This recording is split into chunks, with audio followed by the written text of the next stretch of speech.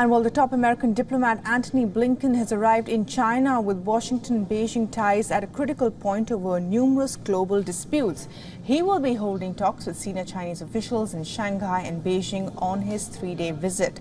This is Blinken's first visit to China since June, when America was trying to restore high-level engagements after the spy balloon incident and increased tensions around the Taiwan Strait, which were worsening relations. And during his latest visit to China, Blinken is expected to raise a number of concerns related to the South China Sea, the Russia-Ukraine war, and the crisis in West Asia. Now, the top American diplomat's visit comes as Xi Jinping and Joe Biden recently held a phone call, most notably regarding the ongoing confrontation in the South China Sea and the peace and stability across the Taiwan Strait. Moreover, just 2 days before the U.S. Secretary of State departed for China, Beijing showed off its nuclear might. China displayed its second strike capability, that is to hit back after the enemy launches an initial nuclear attack.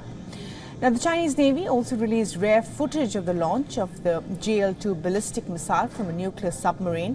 The video features China's Shandong aircraft carrier fleet, including 4 submarines, during a simulated exercise.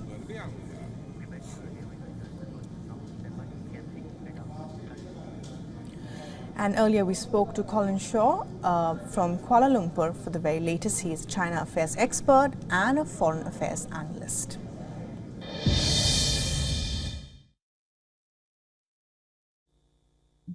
Well, of course, it's meant to show, efforts by Washington to have this closer rapport with Beijing. Now that we have seen ever since the San Francisco meeting last year, not much has been gained, not much has been achieved, and tensions are still running high.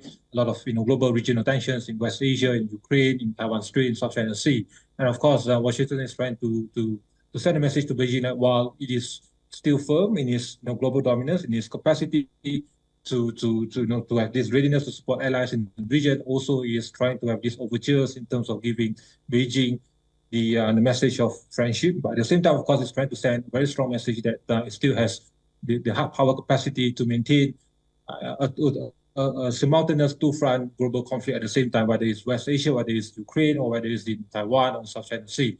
And it is, Blinken has to send a very firm message to Beijing, to Xi Jinping, to Wang Yi, of course, to show that Washington has the power, the might of its allies, at the same time, also the capacity to further extend the effectiveness of its current alliances, whether it's with Philippines or Japan or Australia, or to expand NATO or to expand Quad, for example, in the region. So that's one of the main purposes of Blinken for this. For all the latest news, download the WION app and subscribe to our YouTube channel.